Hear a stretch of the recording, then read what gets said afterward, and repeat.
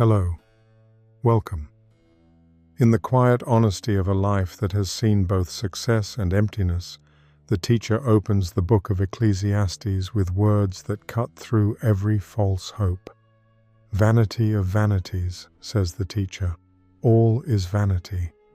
What does a man gain by all the toil at which he toils under the sun? Generations come and generations go, but the earth remains forever. The sun rises and the sun sets. The wind blows and returns. Streams run to the sea, yet the sea is never full. There is nothing new under the sun. These opening verses do not push total despair. They set up a stark reality check. They strip away false hopes in temporary things so that people stop treating worldly success as their ultimate savior. True grounding comes from recognizing human limits and focusing on God. You may feel the weight of endless cycles in your own days. These narratives draw you into the teacher's clear-eyed view, offering rest in the truth that what is temporary cannot finally satisfy. The voice that refuses to comfort you. First, the book of Ecclesiastes does not begin gently.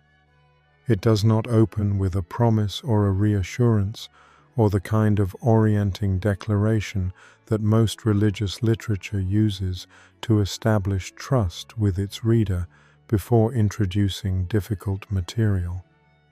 It opens with a verdict, blunt, compressed, and comprehensive, that has stopped readers in their tracks across 3,000 years of encounters with it. Vanity of vanities, says the preacher, vanity of vanities. All is vanity.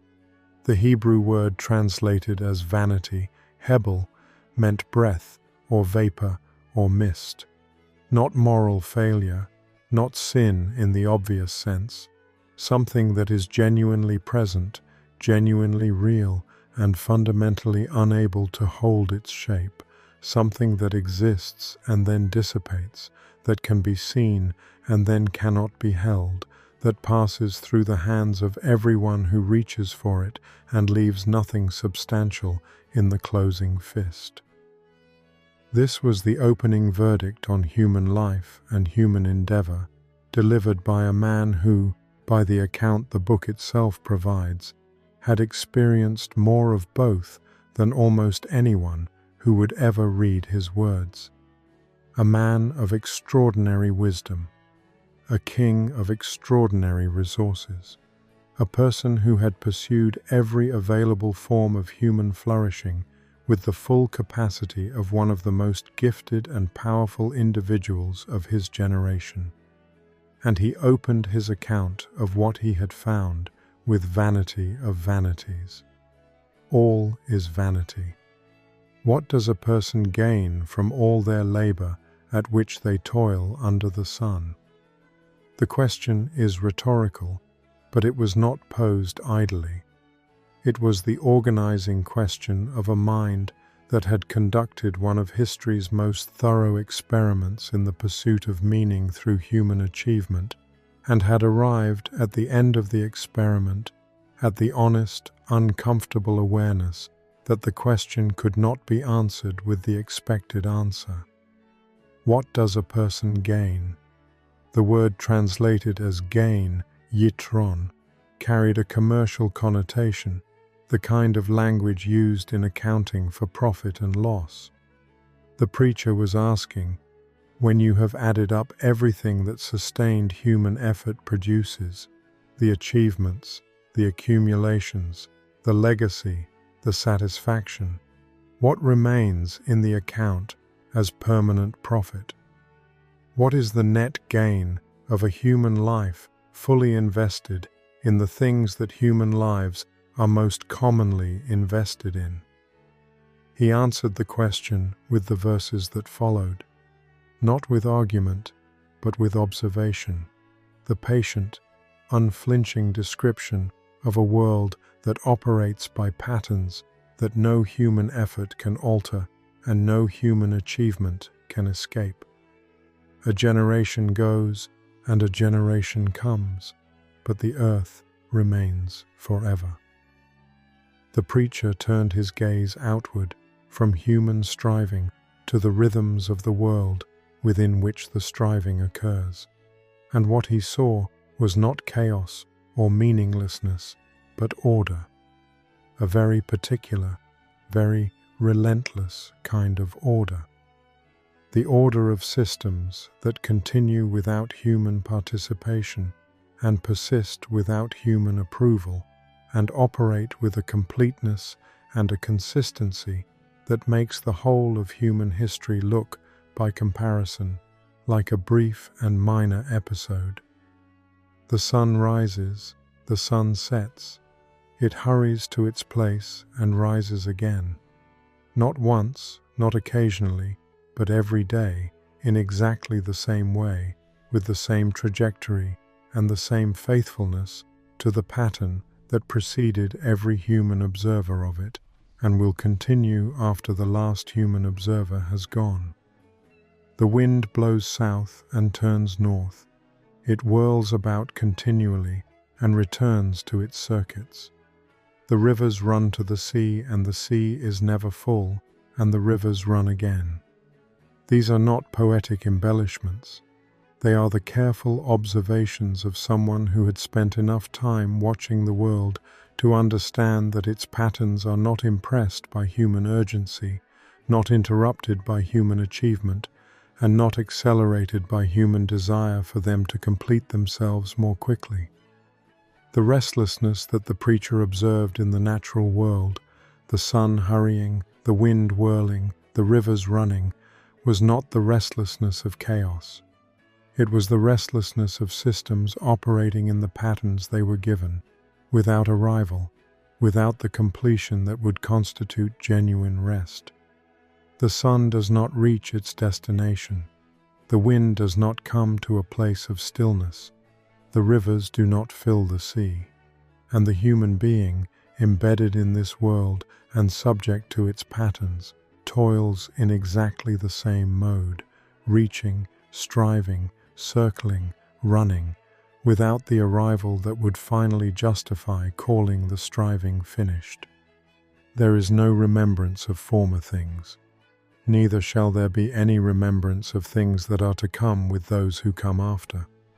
This was the observation that cut deepest, not the philosophical claim about the nature of human achievement in the abstract, but the personal, undeniable recognition that the memory of individuals does not survive indefinitely, that the names and faces and accomplishments of generations that felt significant within their own lifetimes are simply gone from the human record.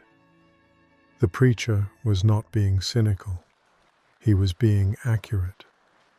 The vast majority of every generation that has ever lived has been forgotten, not because they failed to achieve anything worth remembering, but because the capacity of human memory is finite and the generations are not. The few who are remembered are the anomalous exceptions who prove the rule by the very selectiveness of their survival in the record. The rule is forgetting. This observation was not designed to produce despair.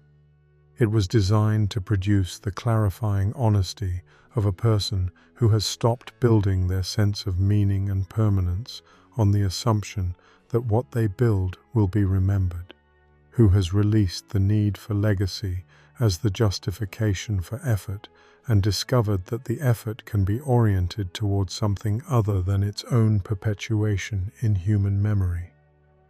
Here is the theological claim that runs beneath the surface of Ecclesiastes 1:1-11, and that is missed by every reading that treats the opening as simply pessimistic.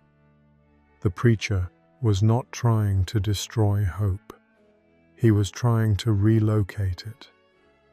The description of vanity, the comprehensive, unflinching, beautifully precise account of the ways in which human achievement and accumulation and striving cannot deliver the permanence and the meaning and the ultimate justification that human beings most deeply need, was not written to produce despair. It was written to produce honesty. The liberating honesty of a person who has stopped asking temporary things to provide what only permanent things can supply. The idolatry that the book of Ecclesiastes most directly addresses is not the obvious idolatry of carved images and explicit rejection of God. It is the subtler and more pervasive idolatry of treating worldly success as the ultimate savior, of organizing a life around the pursuit of wealth and achievement and legacy and reputation, with the implicit assumption that sufficient accumulation of these things will finally produce the grounding and the security and the meaning that the human soul actually requires. The preacher had pursued this path with every resource available to him. He was qualified to report what was found at its end. And what he found was not the ultimate satisfaction that the pursuit had promised, but the honest recognition that the things he had pursued were hebel, breath, vapor, mist, real while present, unable to be held. This recognition was not the conclusion of the book. It was the beginning of the book's actual argument, the clearing away of false foundations that made it possible to locate the true one. The vanity of earthly things was the negative space that pointed toward what was not vanity. The stripping away of false hopes in temporary things was the preparation for the grounding in what was genuinely permanent. The book concludes where it was always heading. Fear God and keep His commandments, for this is the whole duty of man. The recognition of human limits and the redirection toward God that the opening verses prepared was the destination the opening verses were always pointing toward. The vapor cannot be grasped. That is precisely the point. The hand that stops reaching for vapor is the hand that can finally open to receive what the vapor was always preventing it from holding. The book opens with a voice identified as Kohelet, a Hebrew word that has been translated as the preacher, the teacher, or the gatherer, someone who assembles wisdom and speaks it to an assembled community. The traditional identification of this voice with Solomon, the son of David and king in Jerusalem, was well established in Jewish interpretation long before the Christian era, and is supported by the internal evidence of the book itself.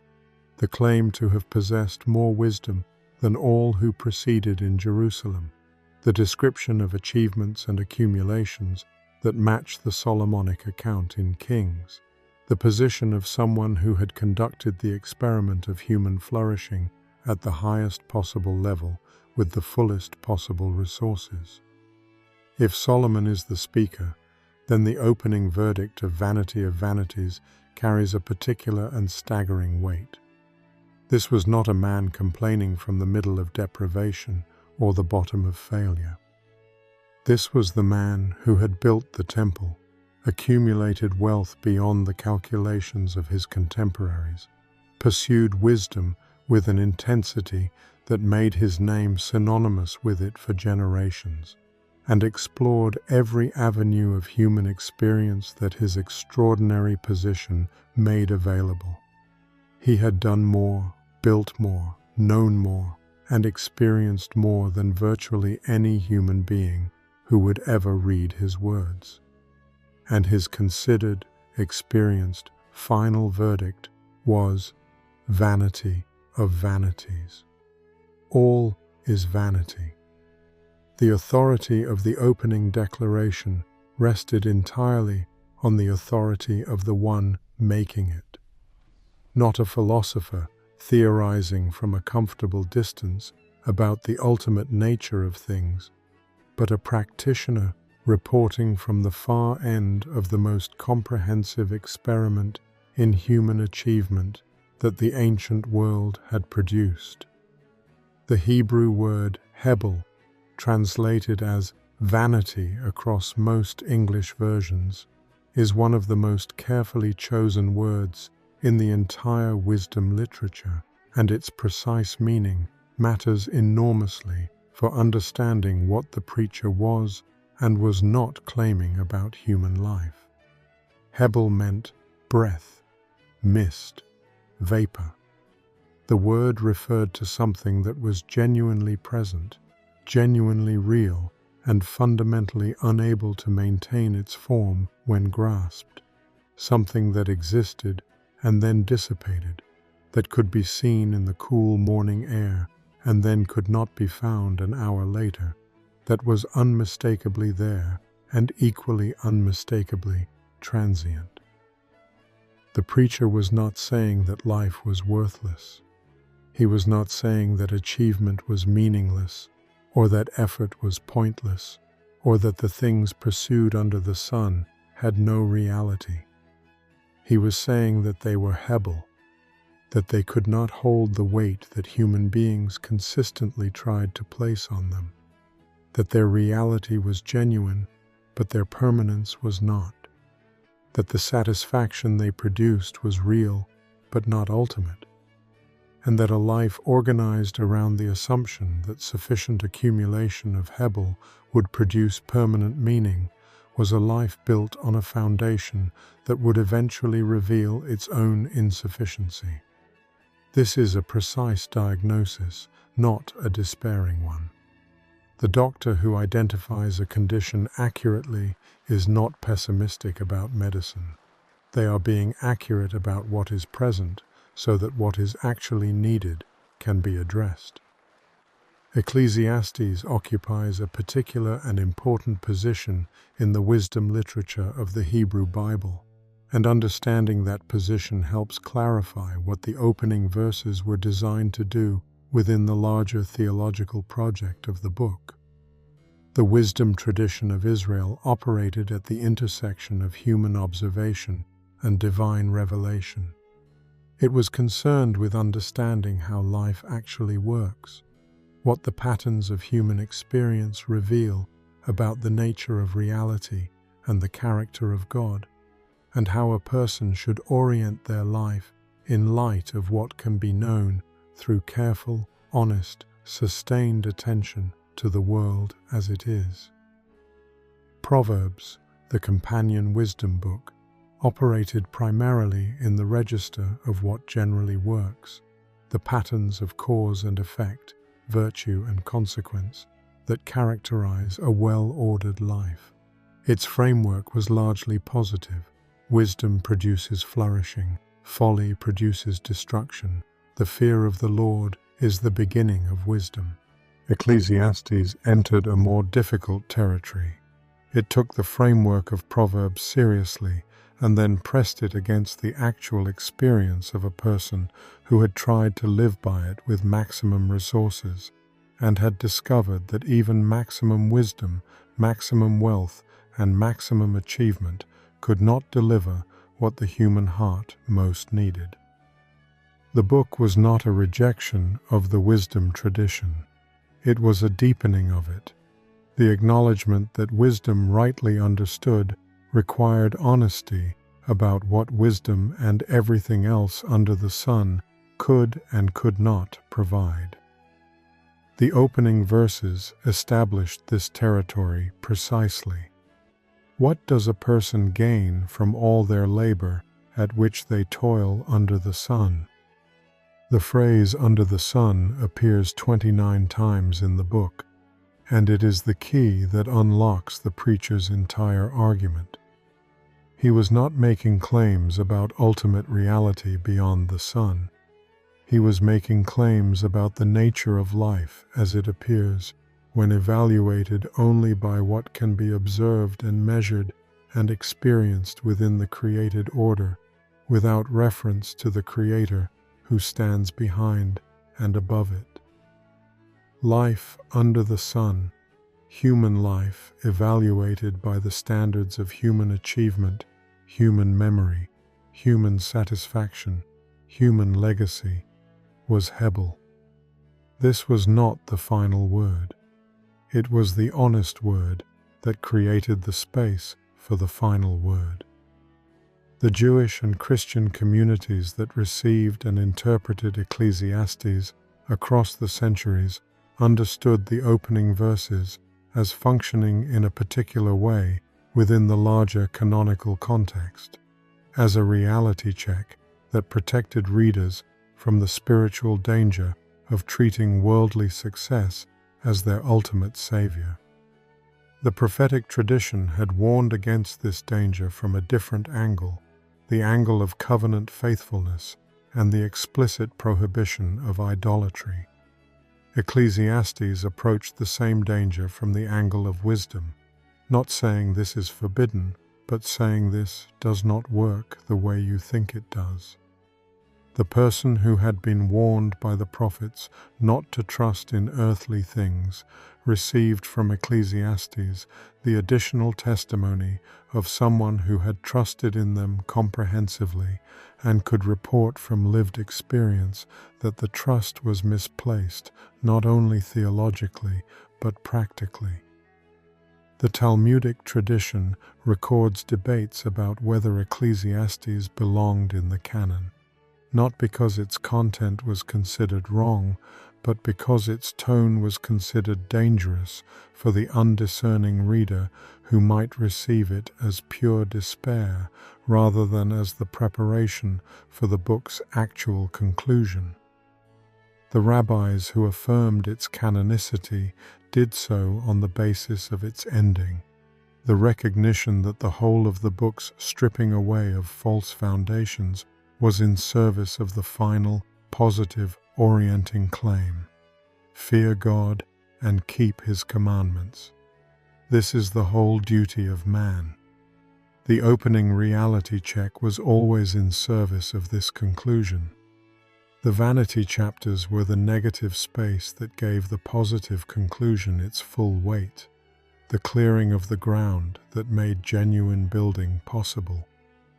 The most important theological contribution of Ecclesiastes 1:1-11 is perhaps the least celebrated: its insistence on beginning with the truth rather than with comfort. The book could have opened differently. It could have eased the reader into its difficult material with a promise, a reassurance, a declaration of hope that would make the subsequent reality check more palatable. This is what most pastoral communication instinctively reaches for: establish safety before introducing difficulty. The preacher did the opposite. He opened with the verdict and trusted the reader to follow him through the argument that the verdict required.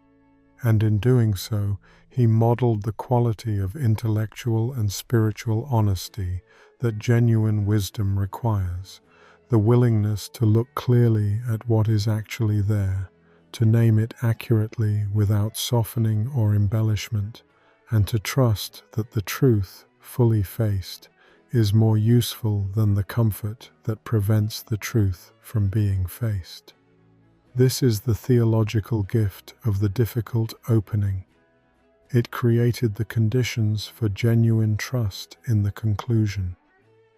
A reader who had been told fear God without first being walked through the comprehensive insufficiency of every alternative foundation would have had reason to wonder whether the instruction was simply the conventional piety of someone who had not seriously tested the alternatives.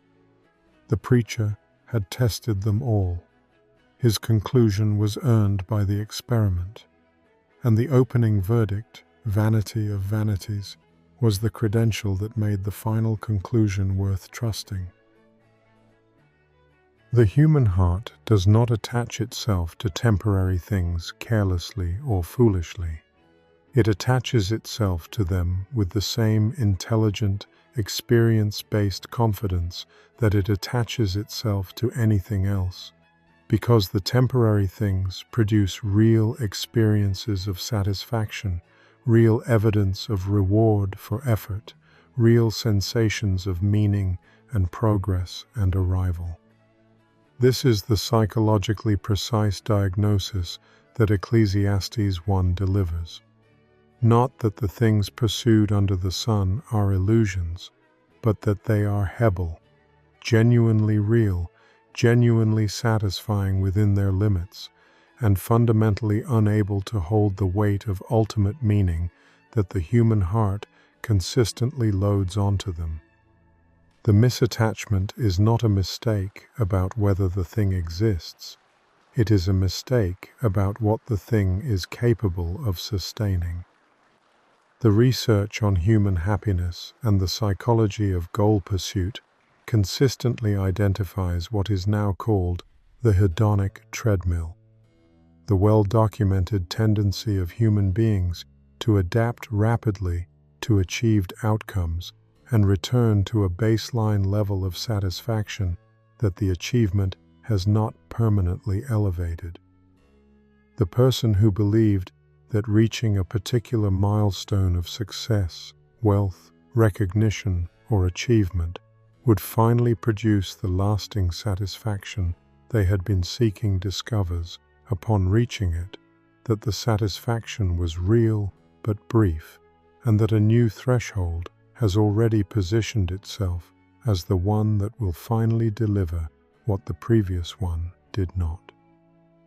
The preacher had ridden this treadmill at the highest possible speed with the greatest possible resources available to any human being of his era. His conclusion was not theoretical. It was the reported experience of someone who had followed the logic of earthly achievement to its fullest possible expression, and had discovered that the fullest possible expression of hebel was still hebel. The psychological consequence of treating temporary things as ultimate foundations is not simply disappointment when the foundation proves insufficient. It is the sustained, often invisible pressure of a person whose sense of security depends on maintaining what cannot be permanently maintained. The person whose grounding is located in professional achievement must perpetually perform at the level that grounds them.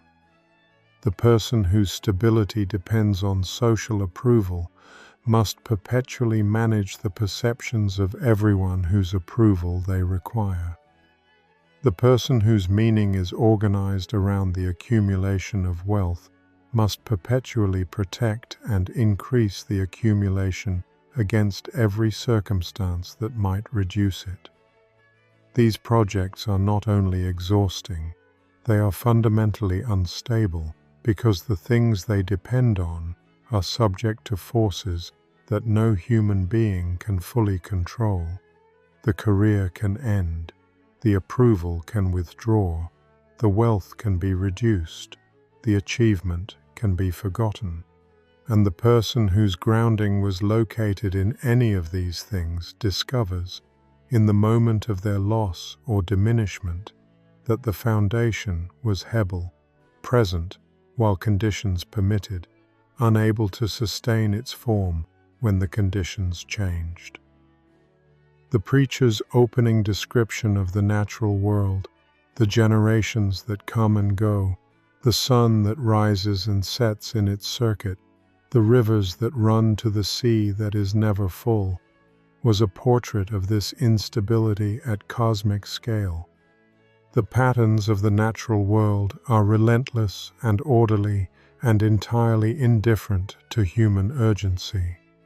The person who has attached their ultimate hope to outcomes within this world is attaching it to something that operates by these same impersonal rhythms, that gives and takes without reference to the emotional investment of the person receiving or losing.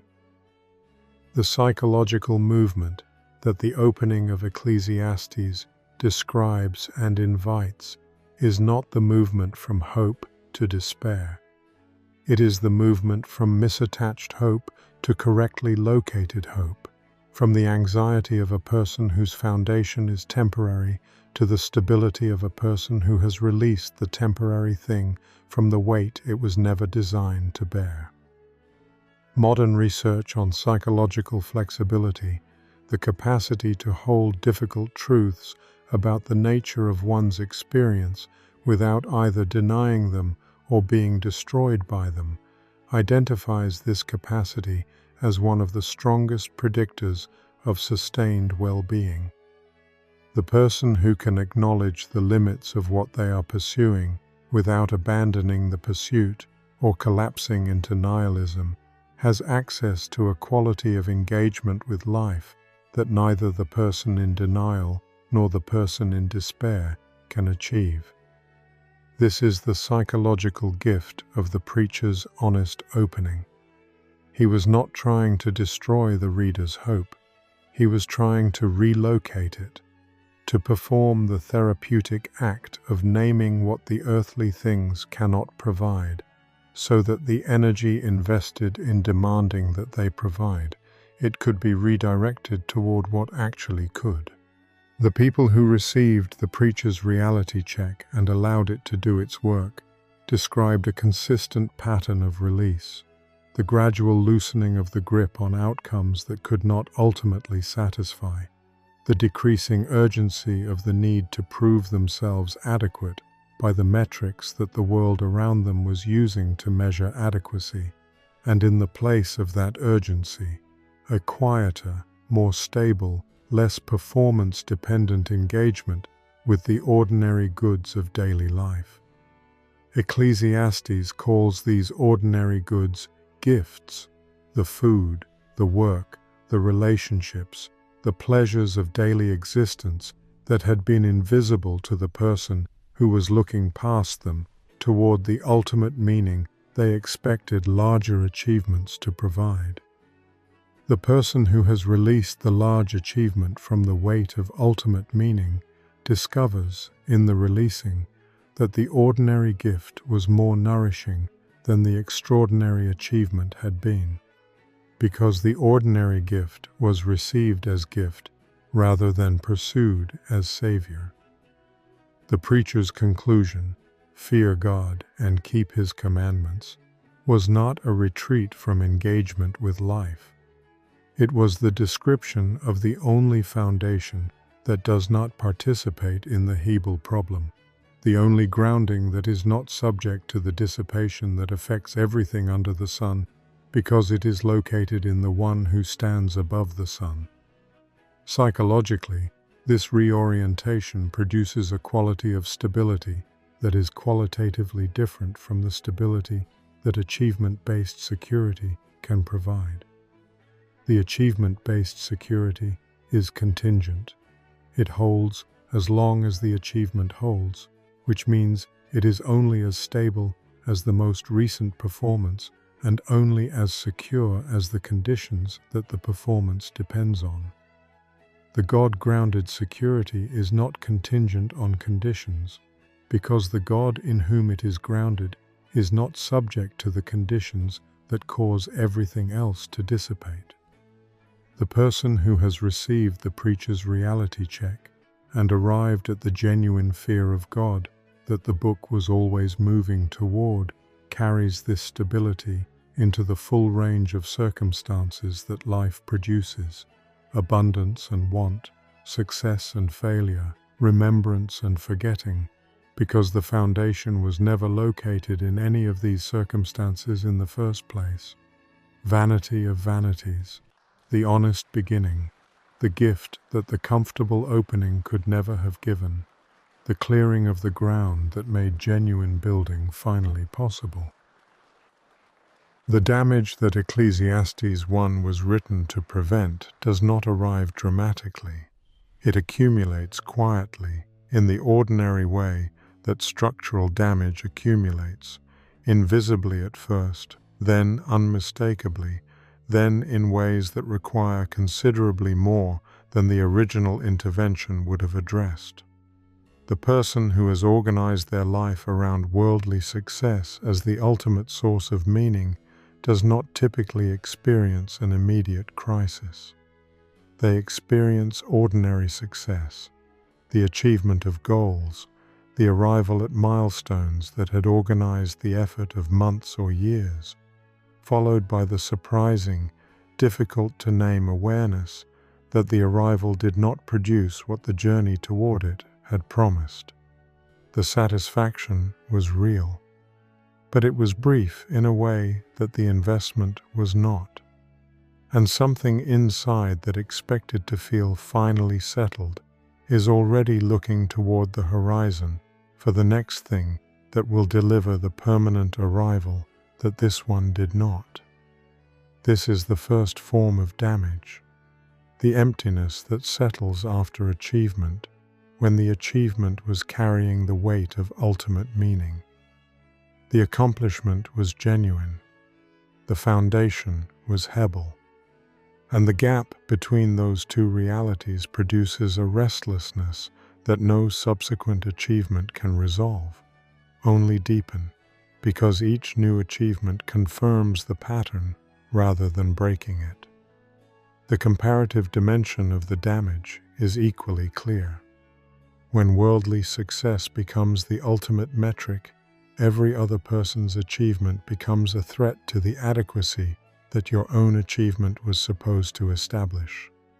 The framework makes rest structurally impossible. The comparison is never complete. The position within it is always subject to revision, and the finish line moves every time it is approached. The preacher described the sun hastening to its place, the wind whirling continually, the rivers running without filling the sea, not as a celebration of ceaseless activity, but as the portrait of a creature running the wrong circuit, built for Sabbath rest, living like the sun, moving without arrival, producing without satisfaction, exhausted by the pursuit of what the pursuit was never designed to deliver. The heart that has been demanding ultimate meaning from temporary things eventually arrives at the quiet despair of a person who did everything the framework required and still found the foundation insufficient. Not the despair of obvious failure. The harder despair of someone who succeeded completely and found that success, at its fullest expression, was still hebel. The vapor was real. The reaching was real. The hand that closed around it found nothing to hold.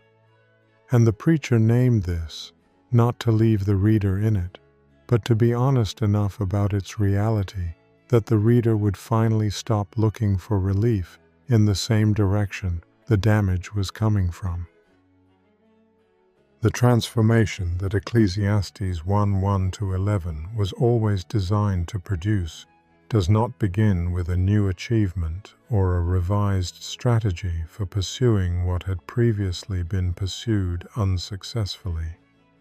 It begins with the quiet, sometimes costly act of releasing what has been held too tightly, of allowing the preacher's honest verdict to do the work it was designed to do in the heart that finally receives it.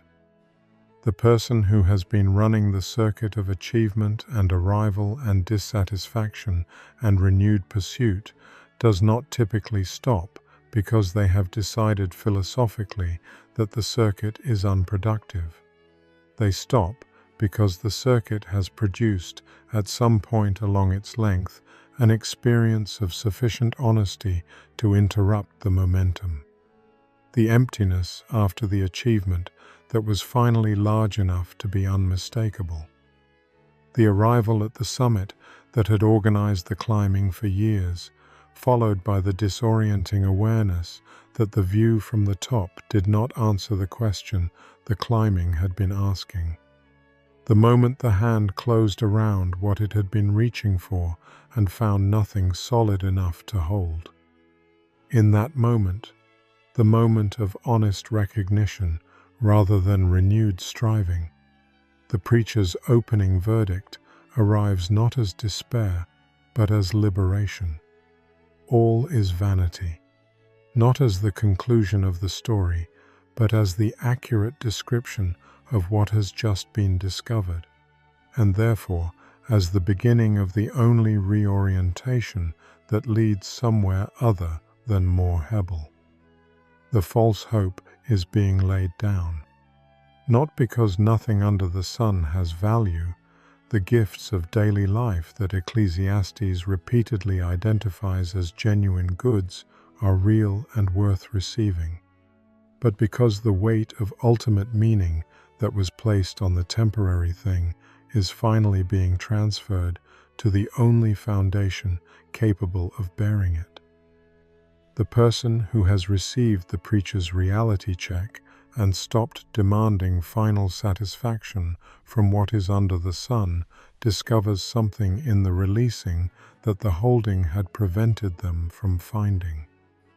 The ordinary gifts that were invisible to the person looking past them toward the ultimate meaning they expected larger achievements to provide become visible in a new way to the person who has stopped looking past them. The food, the work, the relationships, the daily experience of being alive in a world that did not produce itself. These are not the hebel that the preacher was diagnosing. They are the gifts that the creator of the cycles distributes to the creatures embedded in them. The problem was never the gifts. The problem was the demand that the gifts be more than gifts, that they function as ultimate ground rather than as the generous provision of the one who stands above the cycles and gives them their motion.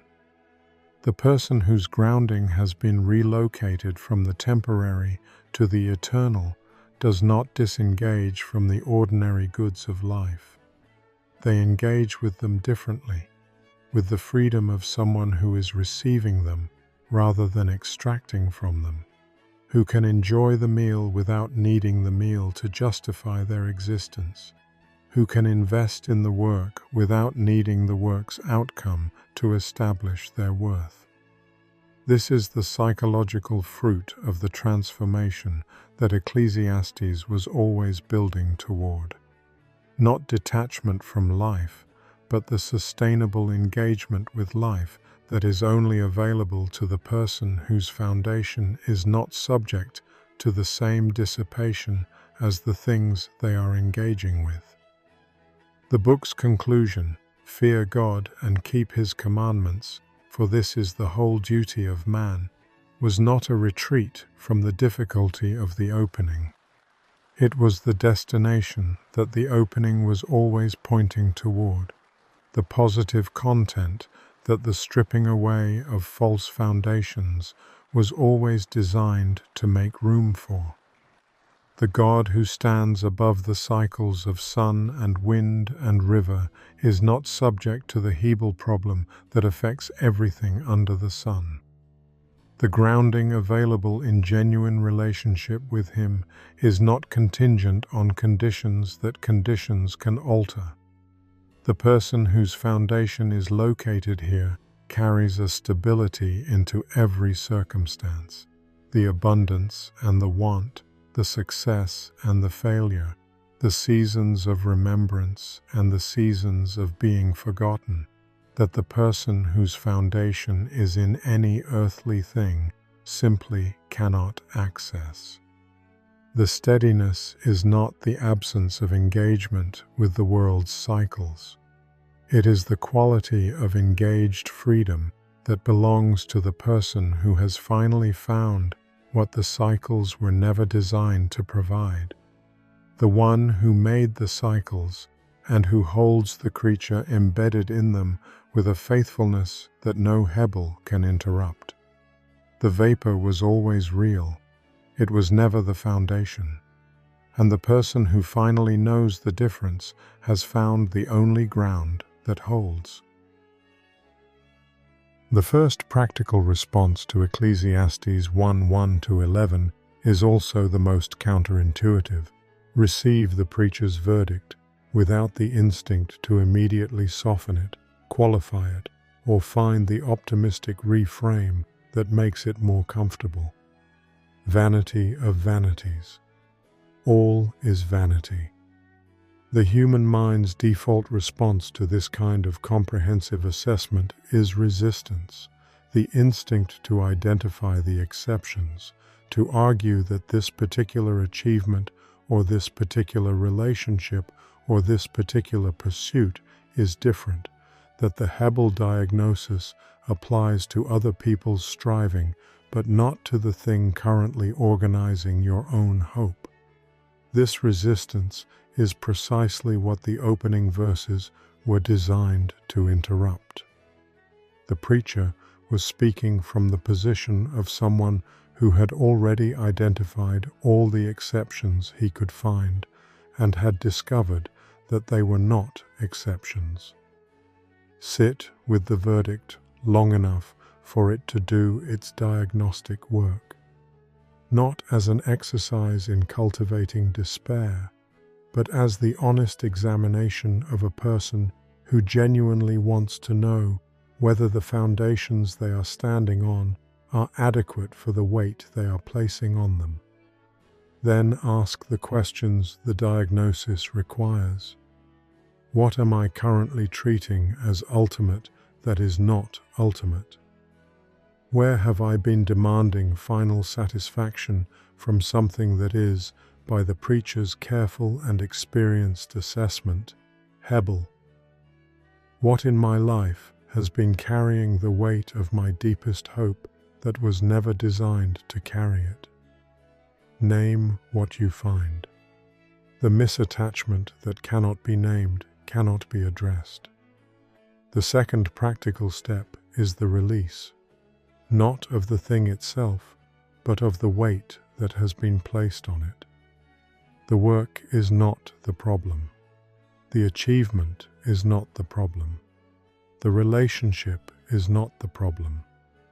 The ordinary goods of life that Ecclesiastes itself identifies as genuine gifts, the food, the labor, the companionship of daily existence, are real and worth receiving and engaging with fully.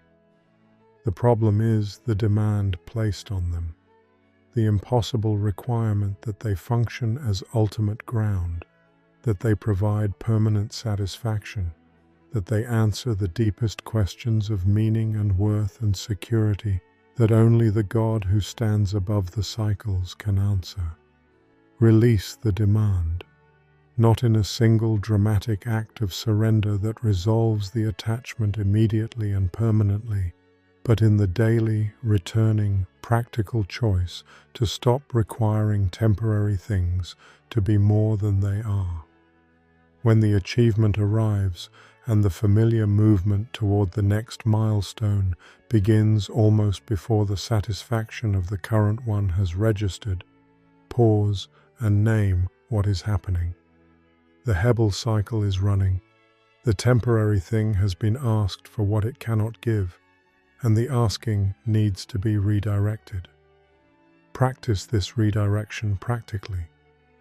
When the comparison cycle begins, when the awareness of someone else's achievement starts diminishing the value of your own, stop and name it as the structural consequence of a framework that has made comparative worldly outcomes the measure of worth. Then deliberately redirect attention toward the God whose assessment of your worth is not comparative and is not subject to revision by the next report from the surrounding environment. The positive, practical movement that the preacher's reality check was always designed to produce is the turn toward the one who stands above the sun, the daily, returning reorientation of attention and trust toward the God who is not hebel, whose faithfulness is not subject to the dissipation that affects everything under the sun, and whose grounding of the human soul is not contingent on the conditions that cause everything else to prove insufficient. This turn is not a single event. It is the daily practice of someone who has understood the preacher's diagnosis and has decided to stop organizing their life around the things that were slowly producing the damage the diagnosis described. Begin mornings with the acknowledgement of human limits rather than the assertion of human adequacy. The honest recognition that the day ahead contains things beyond your control, that the outcomes you are working toward are not entirely yours to determine, and that the God who holds the cycles of sun and wind and river holds this day as well. Return to the opening of Ecclesiastes when the pull of temporary things becomes strong, when the achievement or the acquisition or the recognition begins to feel again like the ultimate thing it has never been. Let the preacher's honest voice interrupt the familiar circuit before it has gathered its full momentum. What does a person gain from all their labor under the sun? The question still deserves its honest answer, and the honest answer still points in the same direction it has always pointed, above the sun, toward the one who gives the sun its circuit and gives the life its meaning and offers the grounding that the vapor was never able to provide. Fear God. The sun is setting again. It has done this every evening since the first evening, rising and setting, hastening to its place, returning without rest, faithfully running the circuit that no human achievement has ever interrupted and no human legacy has ever outlasted. The generations that watched it set in the time of the preacher are forgotten. The generations watching it now will be forgotten. The sun will continue its circuit after the last of them has gone. This is not the preacher's despair. This is his gift, because the person who has finally received the reality check, who has stopped demanding that the sun's circuit deliver what only the sun's maker can provide, stands at the evening window in a completely different posture than the person still running their own circuit of achievement and arrival and renewed reaching. They are not frantic. They are not looking toward the horizon for the next milestone that will finally settle the question that the previous milestones did not answer. They are not exhausted by the comparison or hollowed by the emptiness that follows the achievement that was supposed to be enough. They are simply standing at the window, watching the sun go down, holding the ordinary evening as the gift it actually is, received from hands that are not hebel, given by the one who stands above the cycles and who grounds the soul that has finally stopped trying to ground itself in them. The sun will rise tomorrow. The rivers will run. The wind will complete its circuit. And the person whose hope is located above all of it will wake with the quiet, unperformative peace of someone who knows the difference between what is under the sun and who stands above it.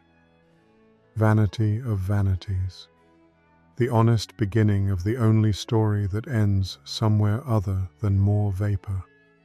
Fear God. The two words that hold everything the vapor could never hold. Rest well.